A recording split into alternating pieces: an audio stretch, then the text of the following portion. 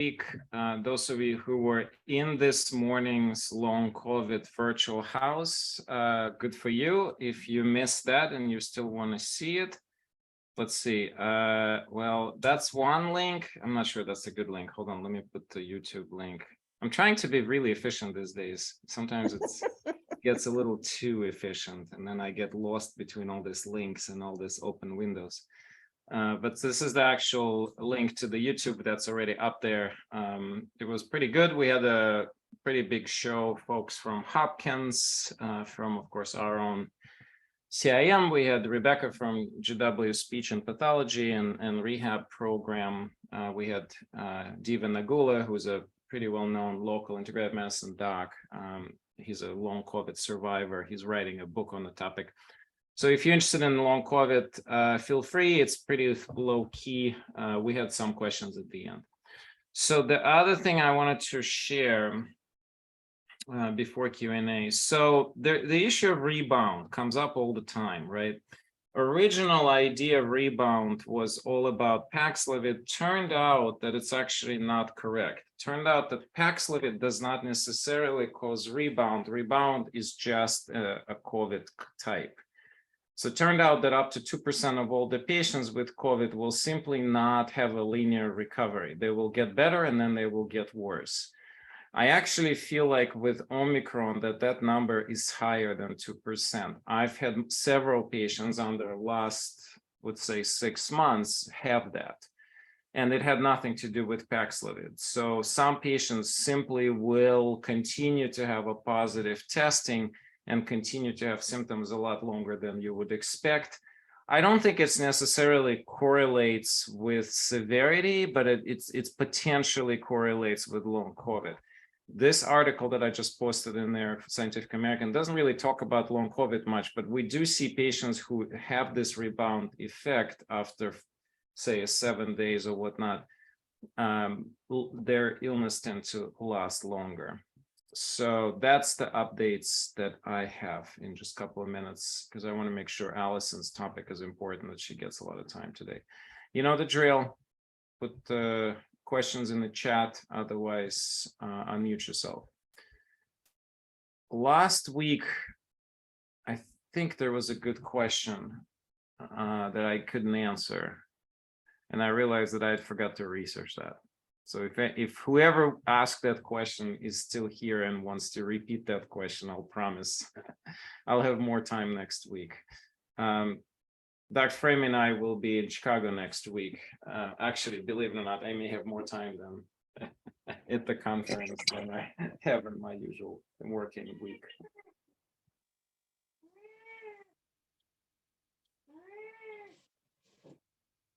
I don't see any questions. Well, there we go. At this point, it seems like COVID cases are down, maybe have a bit of a break again. I think that's probably an accurate assumption, Benita. From what I'm seeing, mortality is slowly going down step by step. I personally see in our area, I just have less patients. There a couple of months ago, we had at least 2-3 per week, sometimes a half a dozen. Now it's, I think we had no one I had one patient last week on Friday and no one this week. So I mean, of course I can't use that as an evidence, but I agree. I mean, it does feel like numbers are going down, which is a good thing. Sheila. I have a long COVID question. And I guess I'm always trying to figure out if the health things that you do personally as an investment, does it pan out? So I'm trying to find out, are you taking any statistics relative to people's health prior to long COVID? You know, were they the ones doing the exercise? Were they the ones doing the supplementation? Were they the ones really, That's a key question. You know what I mean? Were they the ones that were really into their health before they got it? Right. I think it's a very important question. I don't think anybody done that. My take on this is that there are two categories. There are people who before long COVID were pretty sick. they had some other chronic condition. And then there's a second group of people, and I'm sure Ashley, I don't know if you hear it. If she's here, it would be good for her to speak up. Who I think the people who during the COVID felt like, oh, come on, it's nothing. I'm just going to push through. I'll be perfectly fine. You know, like people who really didn't take the illness seriously enough, didn't rest enough. And during the recovery, they just went back into like some, whatever they were doing, like marathon training, you know, something very, very aggressive. And, you know, so when that happens, you know, I feel like you can totally overconsume your resources and crash. So there's a lot of crashing has been happening. So it's almost like there's these two categories. There's people who were totally fine, but were very athletic, and then they crash.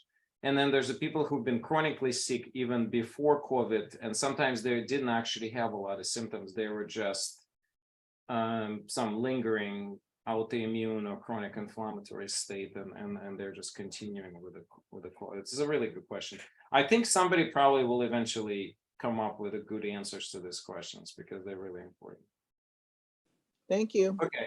Yeah, sure. So I'll never ask simple bad questions, right? So prepare for this one. Dr. Kogan, one thing that confused from the study you shared last week on reinfection and how natural immunity was stronger than vaccine. I was confused about this study, which contradicted the saying that COVID infection made people more prone to reinfection.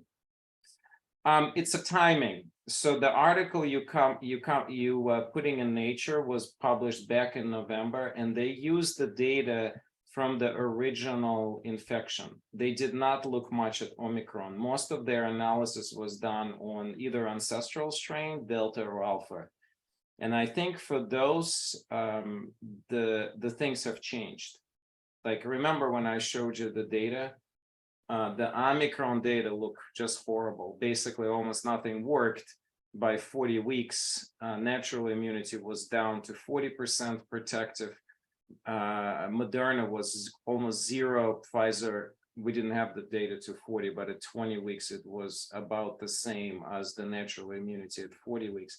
I think that's one of the reasons. I think we are rapidly shifting in the biology of illness.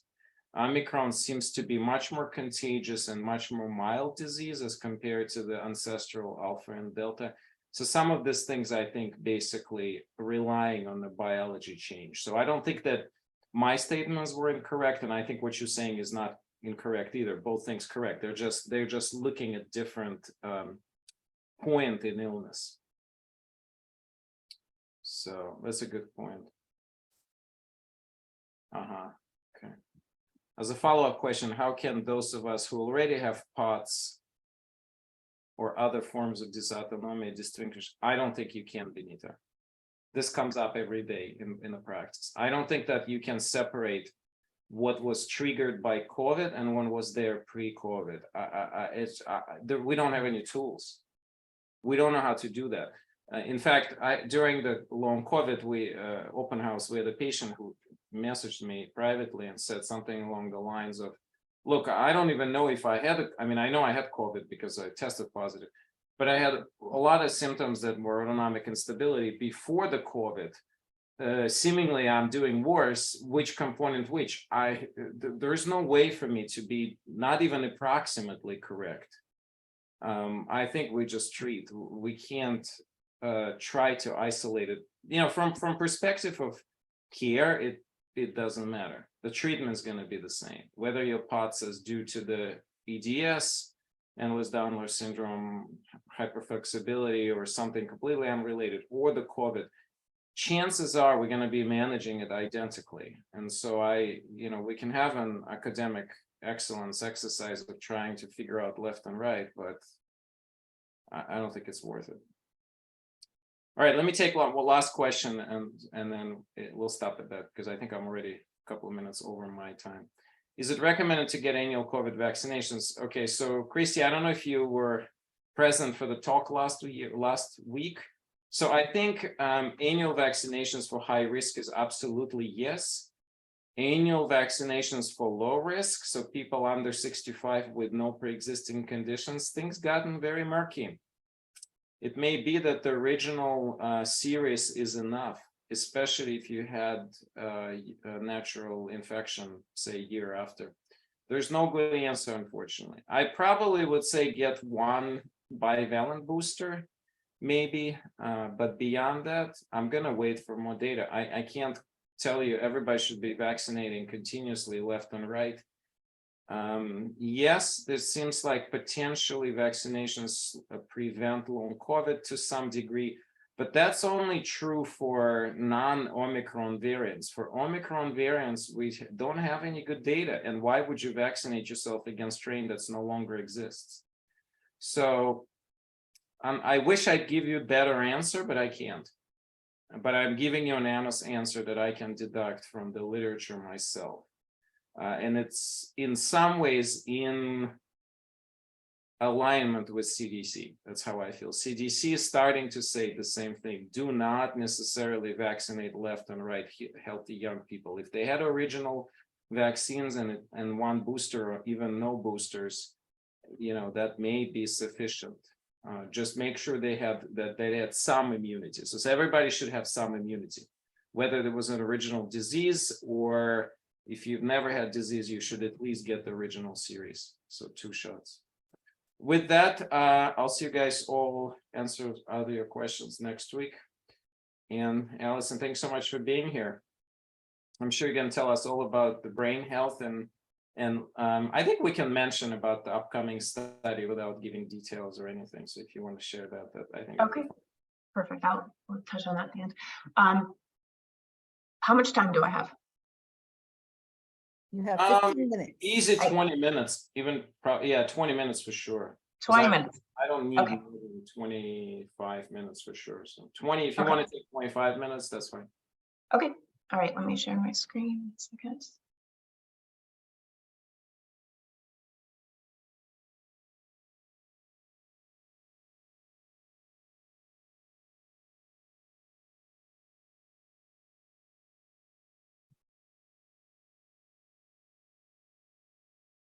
Okay, can everyone see the slides? Excellent. Okay, well, let's jump right in. So I am delighted to be here today. Thank you for having me. We're going to talk very briefly about 2 of my passions, which are integrative medicine and brain health. So first, let's discuss, you probably have already covered this, but just in case, let's talk about what integrative medicine really means. So Dr. Rockel is a very prominent figure in integrative medicine. He gives a very nice breakdown, as you can see here, about the main tenets of integrative medicine. But to try to poignantly generalize, integrative medicine is a relationship-centered, patient-centered approach to patient care, and it combines conventional allopathic medicine with evidence-based complementary medical methods. And in doing so, it attempts to utilize the least invasive interventions and prioritize the whole body, right? All aspects of the self, mind, body, and spirit. And integrative medicine maintains that healing is always possible, even when curing is not. So when we look at brain health, what are some integrative medicine strategies that we would utilize? So like other forms of medicine, we always want to identify your unique risk and protective factors. So you want to decrease those risk factors and promote your protective factors. And there's been a lot of articles lately identifying these risk factors for dementia. And in general, they are things that you would normally think about for almost any disease: being sedentary, smoking, depression, diabetes, obesity, high blood pressure. There are other things in particular to brain health and brain deterioration, such as hearing loss and social isolation, that we also want to think about when we're looking at risk and protective factors. So when possible, prevention is always going to be the priority. We like to take a very close look at your metabolic and inflammatory markers. And in integrative medicine, a little bit more than conventional medicine, we want to be Aggressive is not the right word, but we want really tight controls on your metabolic health to keep those markers in a really healthy range. We're also going to prioritize lifestyle and stress management, and we will look at nutrition deficiencies, and we'll give supplements when necessary. Another part of integrative medicine that is gaining a lot of attention lately, mainstream, is your gut. Your gut health is related to brain health. Okay, so we have what's called your microbiome. So all those good and bad critters in your gut actually play a major role in your overall health, including your brain health. Lastly, we're also going to look at stress. Okay, so the chronic stress response is a major factor in any type of disease. We're going to talk a little bit more about that in a couple slides. So let's talk briefly about cognitive decline. Alzheimer's disease and related dementias are a major global health crisis right now, as you probably already know. They affect over 6 million individuals in the United States. And to be clear, Alzheimer's disease is the most common form of dementia. There are many different types. Alzheimer's is the most common. So to give you an idea, this affects 50 million people worldwide, and this rate is projected to double every 20 years. So this is a major leading cause of death, and 1 out of 3 seniors. This is more than breast and prostate cancer combined. And between 2000 and 2019, Alzheimer's disease deaths have increased 145%. So this is a major problem, and there are many people living with it currently that we need to start addressing. So let's talk about some strategies from brain health. And I'd like to point out that these apply to both the prevention and the management of cognitive decline if it's something you or your loved ones already have. So going back to stress management, I want to start with this because it's such an important factor for mental, emotional, and physical health. Stress in and of itself is not always bad. In fact, we need stress. We want our bodies to be ready to deal with threats and if or when they arise. But we run into problems when stress becomes chronic and that fight or flight response doesn't turn off properly. This is very hard on the body and can damage our immune systems. It creates inflammation all throughout our bodies. And this inflammation can lead to chronic disease like heart disease, cancer, and you guessed it, neurocognitive disorders like Alzheimer's and dementia. So managing stress is key in my opinion. And this looks different for everyone, right? For some people, this might include mindfulness, different types of meditation, yoga, tai chi. For some, it's just being out in nature and getting some fresh air. For others, it's talking to a counselor, just talking to friends, exercise. All of these are great strategies to manage stress and can be utilized daily, but it's important to identify your outlets and use them, right? So even if it's taking a few minutes at the beginning or end of the day to do some abdominal breathing, take those few minutes a day. Now, I want to point out one form of exercise that I particularly love, but it's unique, which is dance. And it's unique because unlike other forms of exercise, the dance, any type of dance, uses different parts of your brain. And if you think about it, you're not doing something that you don't need to think about. You know, if you go for a walk, you don't need to think about how to walk. But when you're learning a dance, you're learning a new skill. So we use what's called proprioception, which is basically just knowing where your body is in space. Put your left foot here and your right foot here and hold your partner like this. So we're using our brain and our body at the same time. So it also uses usually a partner. So we get a socialization aspect when we dance. So as I put here, thinking, moving, socializing, having fun, win-win. Okay. And another important aspect to think about with brain health is music listening. This is very interesting. The brain regions involved in music processing are preferentially spared in dementia. That means even though other brain regions, which may be deteriorating throughout the brain, the ones involved in listening, processing music are actually retained. So music is a wonderful, wonderful therapeutic outlet that is easily incorporated into daily life for everyone. So I wanted to take a look just at a couple examples. These are only 1-2 minute snippet videos, but I think they're really powerful for you to see what this looks like in real life for persons with dementia. See if I can get this to play. So this is from the documentary Alive Inside. If you have not already seen it, highly, highly recommend it. It's very powerful.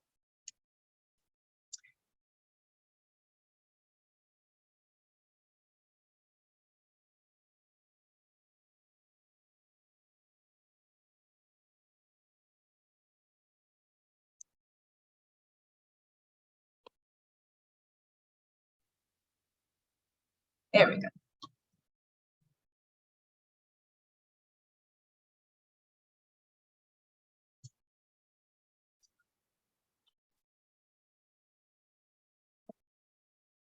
Very isolated.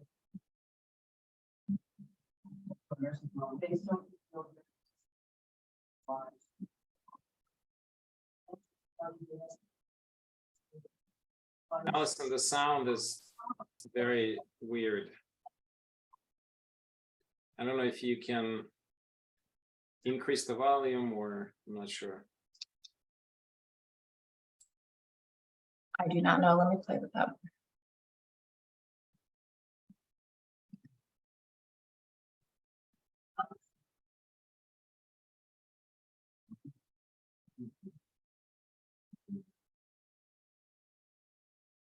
And I learned that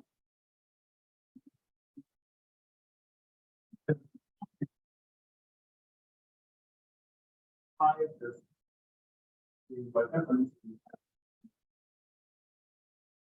one reason that it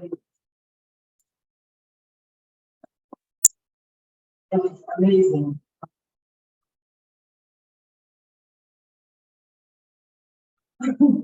Same her over.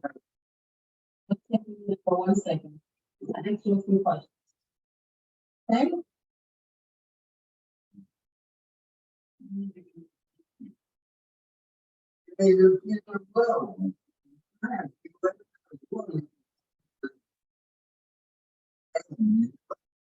Yeah, we can't really hear much of anything.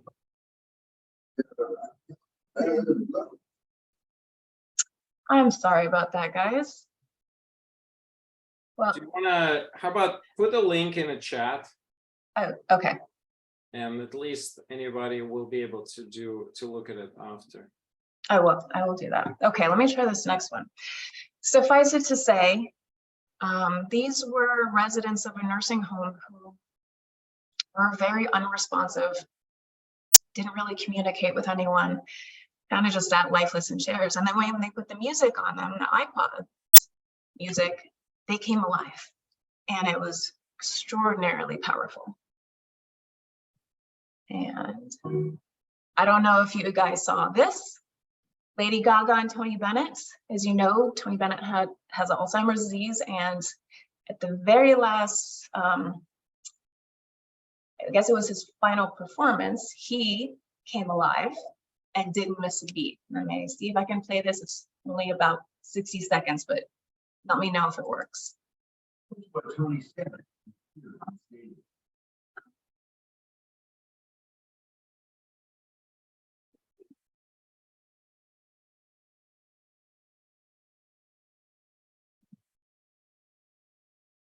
Yeah, we can't hear anything. You know, I know what the problem is. What? Take a look on your screen. Is your sound, it says original sound for musicians off or on? It should be on the left top screen. on yours. If it's off, turn it on.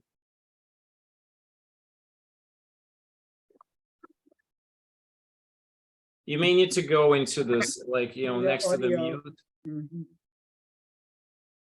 Next to the mute, there should be audio settings. And inside the audio settings, there should be a way to you can pick Zoom optimized audio and try that if it's not picked.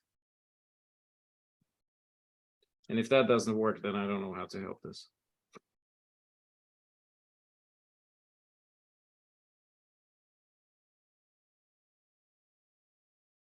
Same as system speakers.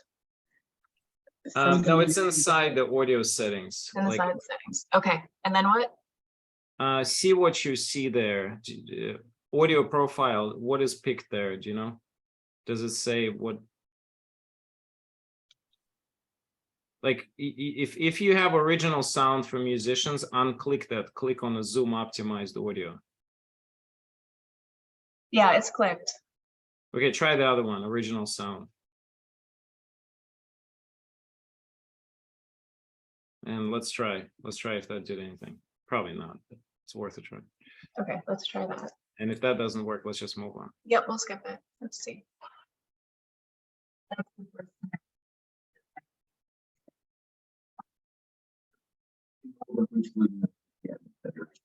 Nope. All right, last try. Put the link to this in the chat. Okay, I will do that at the end. Yeah. So it had been the first time Tony Bennett had said Lady Gaga's name in a very, very long time. He recognized her perfectly. They sang a duet and he never missed a beat. So amazing. So let's move on to nutrition and eating. Okay, so you've probably heard of the SAD diet, the standard American diet, and know that it's not optimal. And you've probably been hearing a lot about the Mediterranean diet as of late. You know, optimizing things like fresh fruits and vegetables, whole grains, olive oil. There's another type of diet that I wanted to bring up called the MIND diet. And part of why I like this diet is, first of all, I hate diets, right? A diet brings up the visions of being miserable and not enjoying what you're eating, and it's only sustainable for a short period of time. That's not optimally what we want in integrative medicine. We want something that is sustainable, that you can adopt as a lifestyle. And I think the MIND diet does a pretty good job. So the MIND diet is the Mediterranean DASH diet, intervention for neurodegenerative delay. So what does that mean? It's the Mediterranean diet plus the DASH diet, which is used for hypertension. And it targets the health of the aging brain. So this is a healthy eating plan that can incorporate dietary patterns from both of those diets to help prevent and improve cardiovascular disease, diabetes, and support healthy aging for brain health. So what does this look like in general? So you want to think about healthy foods. So whole grains, vegetables, green leafy vegetables, nuts and beans. The MIND diet prioritizes berries. Of course, you want all types of fresh fruit, but berries in particular are very brain protective. And then limits meat, get at least 1 meal a week of fish. I actually would prefer a little bit more. And the main fat is your olive oil. The unhealthy foods that you want to limit, it's not that you can't have them, but you want to limit them, are higher in saturated fat, trans fats. And those include things like pastries, red meats, cheeses, fried foods. You want to limit butter, right? Butter and margarine. So instead of using butter, replace it with olive oil. So this is a nice way to try to adopt these healthy lifestyles without feeling like you're on a diet. Creativity is very important for cognition, for thinking, for feeling. So we want to utilize your creative outlets like art. We talked about music, storytelling, dance. These types of art expressions help with self-expression. They're a vehicle for non-verbal communication, which is important with persons with dementia. Why? As the disease progresses, they can have trouble communicating. They can have trouble with language, and they can't always say what they want to say. So using art as an outlet can help them communicate without having to use words. Okay, and in doing so, that actually helps to validate them emotionally. Social interaction, remember, social isolation and loneliness are a risk factor for dementia. So if you look at communities and countries where they have the lowest incidence of dementia and disease in general, one of the things they have in common is they have a very strong social network. And this doesn't necessarily have to be family. It can be friends, it can be extended families, but we want to stay connected. Sleep, I'm sure it comes to no surprise that adequate sleep is important for overall health. And newer research is highlighting the importance of sleep in brain health because it's thought that when we sleep, there's a system in the brain called the glymphatic system that cleans out waste and debris as we sleep. Our environment is something else to think about. The environment within which one resides is very important to consider for both mental and physical health, and lends greatly to the distinction between existing and living, existing and thriving. And this is very important in places like nursing homes, memory care centers, to think about the environmental design of the environment for our loved ones, right? Because unfortunately, a lot of places don't have the funding and they sit inside all day, parked in front of a TV. For other places who are actually catching on to this, they're starting to use more positive elements of the environment, like fresh air, opening windows, having gardens, views of nature, even using animals. A lot of memory care centers will bring pets in. And what does that do? One, they're cute and they're fun, but it gives persons with dementia a purpose. You know, they don't just bring in the pet for pet therapy. They actually allow residents to take care of the pet. They give them responsibilities like feeding and cleaning up. So you get social interaction with peers, you get social interaction with animals, which I think is even better. And that gives them a purpose, okay? And then there are things like acupuncture. A lot of hospitals now, including the Veterans Administration, big hospitals like Mayo Clinic and Harvard are using acupuncture to prevent disease and to support brain health. So what I like about acupuncture is it has a very high safety profile. There are very few adverse events with acupuncture. And even more so, it can actually help regulate your immune system and your nervous system, and that includes your brain. Okay, so the World Health Organization recommends acupuncture for over 90 conditions. And part of what we're seeing in research for dementia is that when we look at fMRI studies, brain scans, we're seeing that when people get acupuncture, it actually improves their blood flow in the brain. We're seeing that it regulates neurotransmitters, which are chemicals in your brain. And most importantly, it helps decrease that inflammation that you can get in your brain.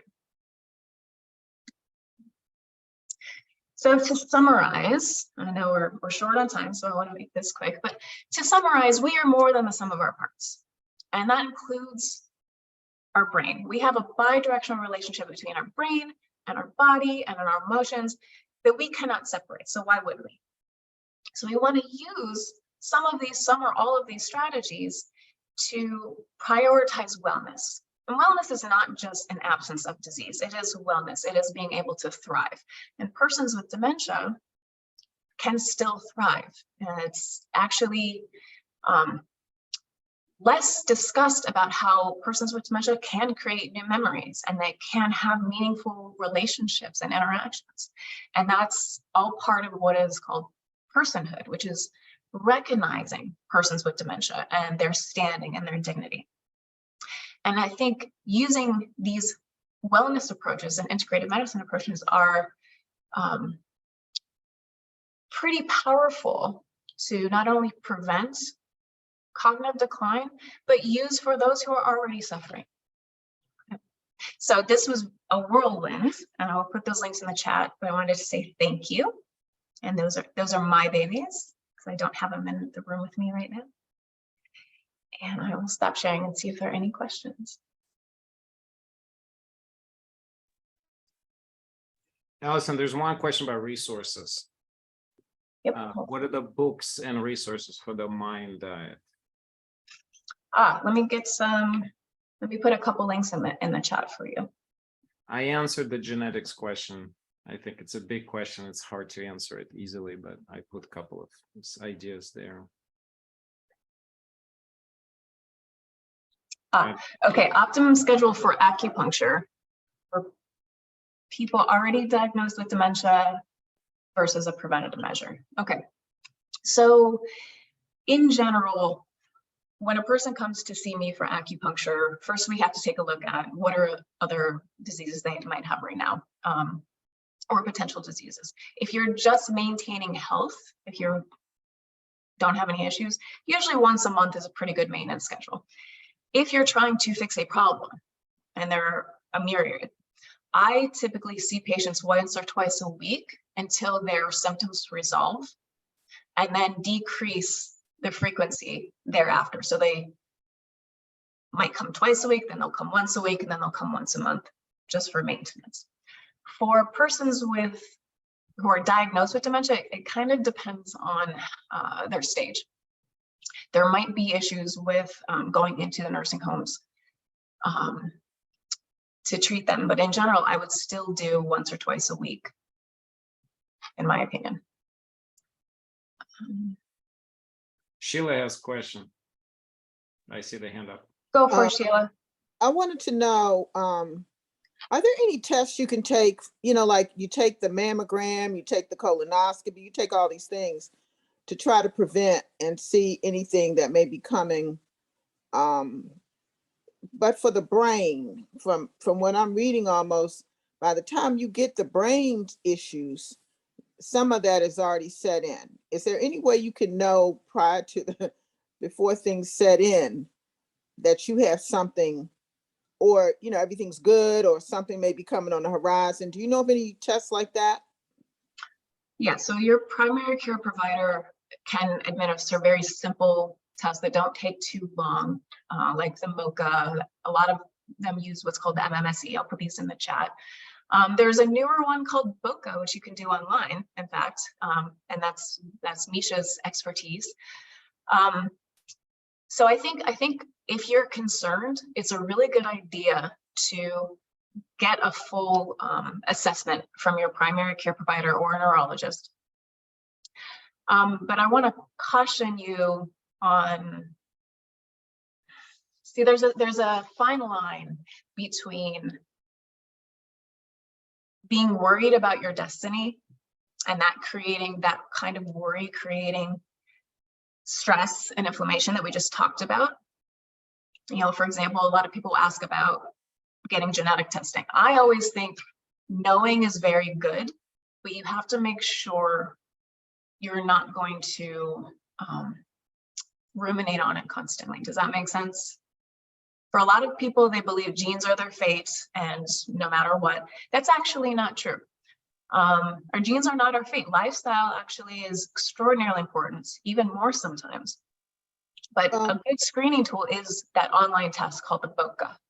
Okay, well, no, I'm not worried about the gene thing, but I'm at the age now where, you're not remembering some stuff and you're trying to say, well, is that normal? And even a couple of friends I'm asking about short-term stuff, and they're saying, I don't remember things anymore. I don't remember that. And I'm like, how can you not remember that? So this is just everyday stuff. So I'm trying to know, can you know whether something is coming or not? What's normal, with regard to not remembering as you age, as opposed to something that you really have that's, end up becoming dementia, or, you know what I mean? I do know what you mean. And I think as we age, we start to pay even more attention to it. So there are things called normal aging, right? Where you might start forgetting your keys, or where you put your glasses and things like that. But that can be a product of just inattention, right? I forgot where I put my keys because I was doing so many other things at once, and I'm worried about this presentation that I have today. Oh, my dog has to go out right now. So those kind of things aren't dementia. That does not qualify. And it's not even necessarily a marker of. You will see more severe signs come up. But what I would like to say about cognitive decline, heart disease, diabetes, act as if you're going to get it. Prevent it now. Use these lifestyle approaches now to prevent it in the future, because any of us could, right? Amyloid PET scans cost $5,000. Thank you. But you know what? the amyloid PET scans they're coming out with other biomarkers like blood tests that eventually on the horizon will probably be much easier to access and not so expensive. Yes, live well. Good point, Mark. All right, on that note, let's switch to the mind-body practice. I like the note of live well and do a little breathing and other things. So let me do a couple of things. So first, I want to repeat the 40 hertz conversation. We're not going to practice that, but what I'll do is I'll put, because 40 hertz visual stimulation, but also the sound seems to be very protective for cognitive decline, and actually could theoretically be even treating the cognitive decline. So I felt like let me show you what that is. What I'll do is I'll put the link to my presentation on YouTube. And also I will try to share a 40 hertz sound with you for a couple of minutes while we were going to do the exercise for today. So I'll need a minute to get that up. There's a whole variety of 40 hertz sounds. I'm thinking in the fall to do a presentation, actually half-a-day conference on this, because there's an increasing awareness of this approach. And also, it's not going to be a conference. It's just going to be, I'll have a couple of presenters and we'll do a YouTube presentation, Zoom presentation, open house, but for more than just 1 hour.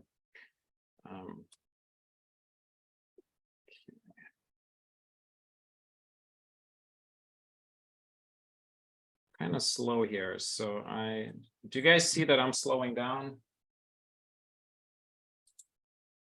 No? Let me just try something here.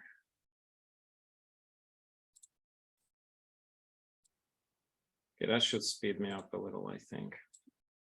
Okay.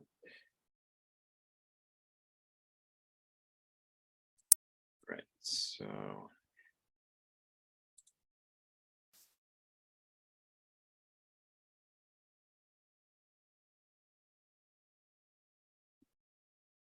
The future of health is not. Can you guys hear the sound? That tracks your heart rate.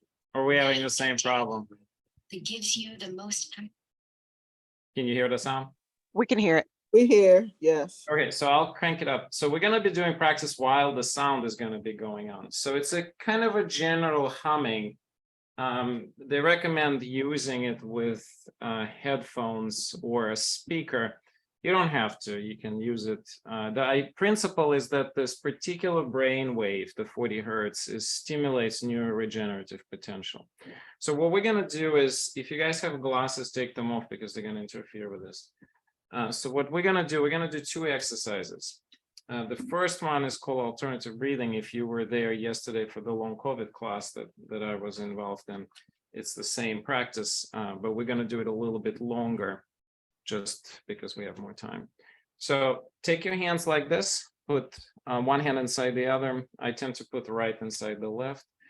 The thumb goes under the chin like this, and then with this finger, you're closing your right nostril, and then with the thumb of the other, you're closing the left.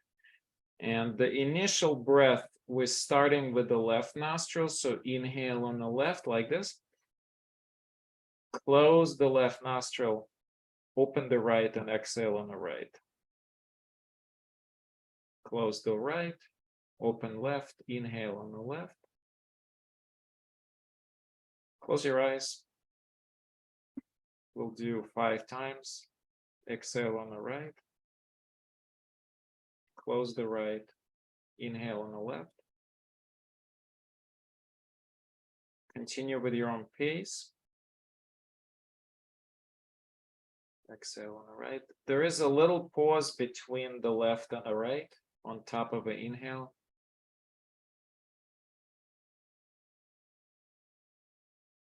It's helpful to ground your elbows on the table or against your own body, whatever's more comfortable. Continue a couple more breaths. I'm gonna pause to talk about a couple of things. Pay special attention to the difference in the airflow. See if one of the nostrils is stuffed up or lets the air in or out differently than the other.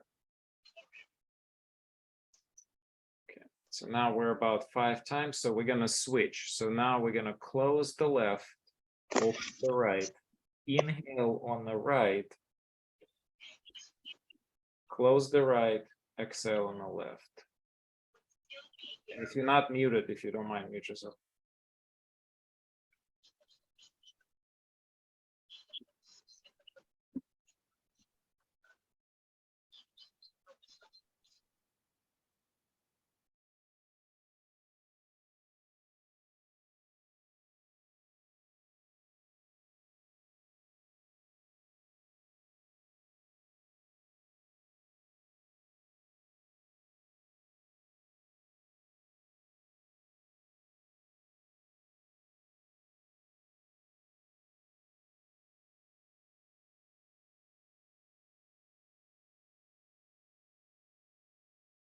So we're doing it 5 times.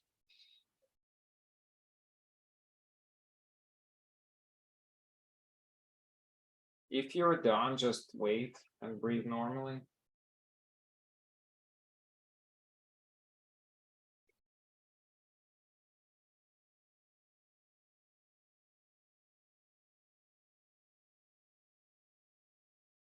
Okay, in the last 5 breaths, you open both nostrils, inhale through the both. Hold for a second, close both nostrils. Open both nostrils and exhale through both. And the holding should be just maybe 2-3 seconds at the most.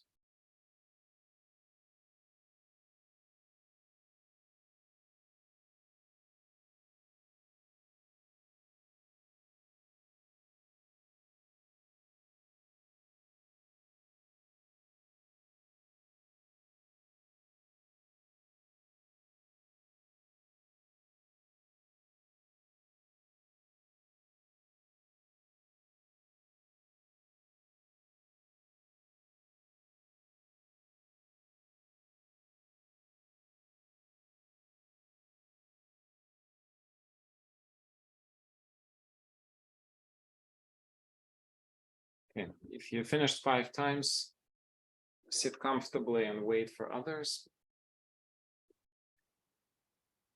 I'm gonna keep an eye on everybody, see if most people finished. Okay, so now don't open your eyes, just keep the eyes closed and sense how you feel. Compare the left to the right. See if your nostrils feel different. See if there is any sense of change in the balance, not just from physical left to right, but just in general.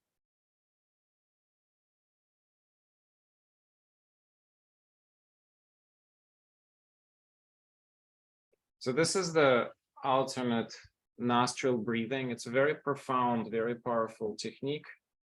You don't have to do it longer than what we just did. 3 to 5 breaths on each side.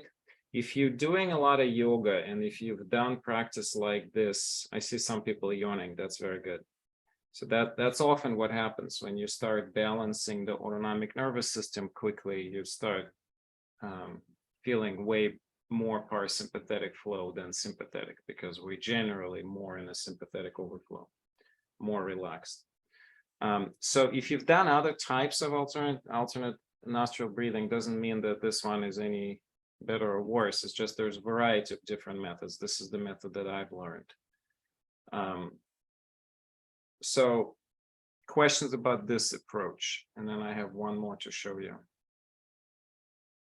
Anybody want to unmute and say how you feel?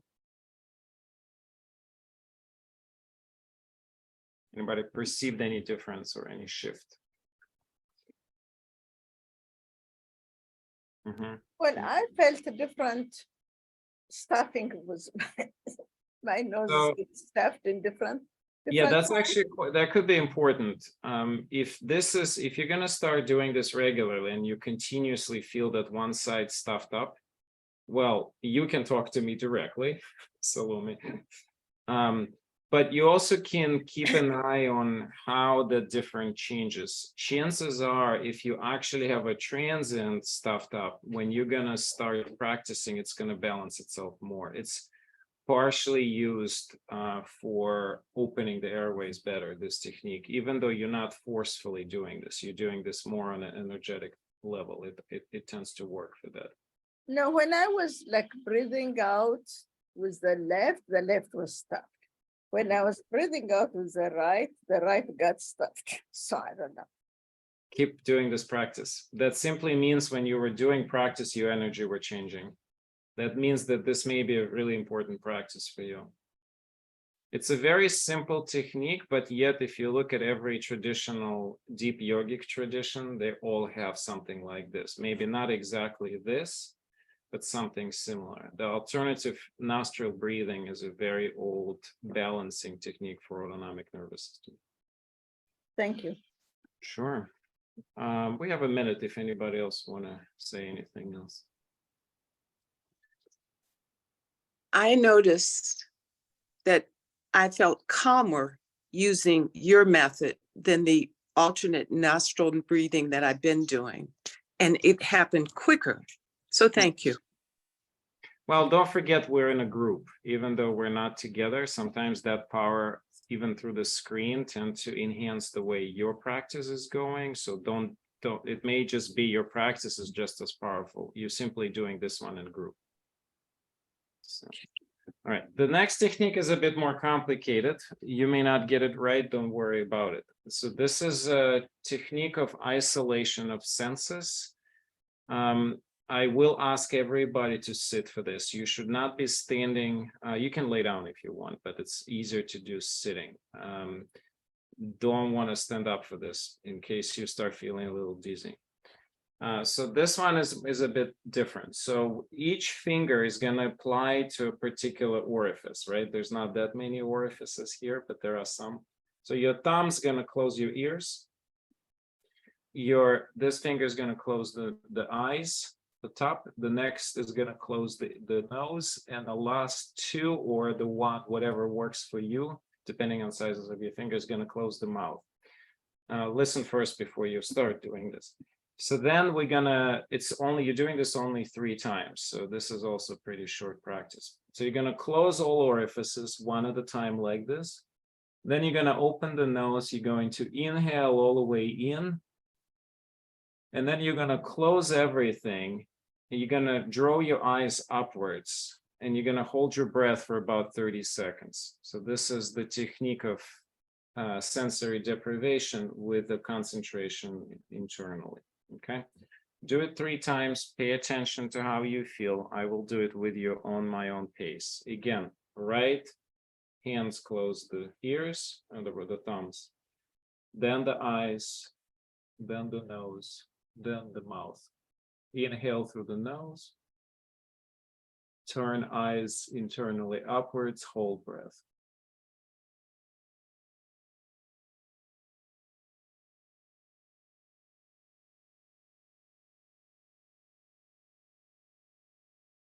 And then exhale and repeat. Make sure your pressure is very light. Make sure if you start getting dizzy, you stop. No point forcing yourself into anything here.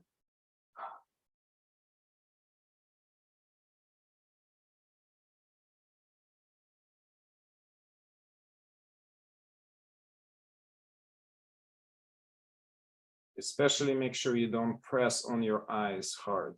It's a very light pressure.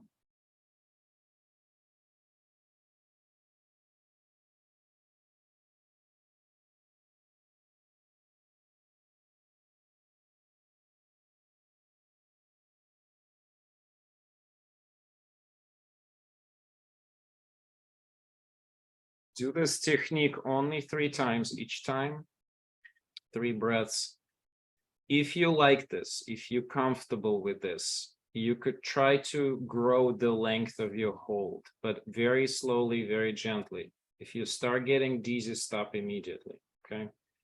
And you may start discovering interesting things in this practice. This is a bit more esoteric technique. It's a pranayama, it's a type of pranayama. Yogic pranayama. You need to be careful with it, but it could give you an interesting insight in some of your emotional and mind workings. You may get quite anxious when you do this. That's very expected and very normal. You don't have to push through anxiety. You can just gradually let it melt as you do this practice every day for just 3 times. So you can do both of these practices in combination. That's actually how it's usually recommended, starting with the alternative nostril breathing and then doing this deprivation. Sometimes this practice called Chagall, sometimes it's called other things. Thank you very much. It's exactly 3 o'clock. Janet lets me know that next week we have me for wellness talk, which probably I will be highlighting some of the conference things. And Aliza Schraff, which is a psychotherapist in Baltimore and family therapist. Everybody have a wonderful weekend. Stay warm. Actually, it's going to get cold again. And remember to breathe. Don't hold your breath. Learn how to hold it, but don't hold it. Important to learn it, but you don't want to hold it. That's the bottom line. Bye, everyone. Bye-bye. Bye. Thank you. Thank you. Bye-bye. Thank you. Bye-bye.